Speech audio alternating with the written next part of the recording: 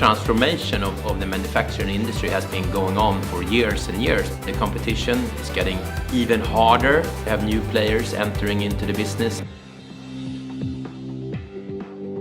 With the media industry being disrupted, the music industry being disrupted, retail being disrupted, this trend is now going very fast also into the B2B direction.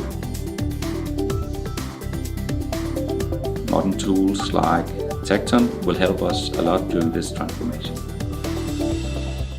There are many nice technologies out there, but actually the real question is, what is the business impact that is coming from these technologies? The more we can customize our products and we can fulfill our customers' needs, the bigger chances that they will actually keep on buying the product from us. It's being able to work in an agile way, like startups and leveraging cloud solutions. Manufacturing as it is today will be very different 10 to 20 years from now, with locally produced or much higher tailored or individualized products that is only possible via well thought through digital transformation and the closed loop lifecycle management.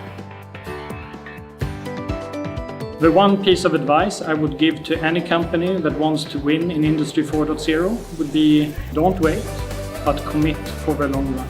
It's been incredibly interesting to hear about all the trends, how we're going to using IoT, big data, AI and so on. It's important for us to know where we're heading.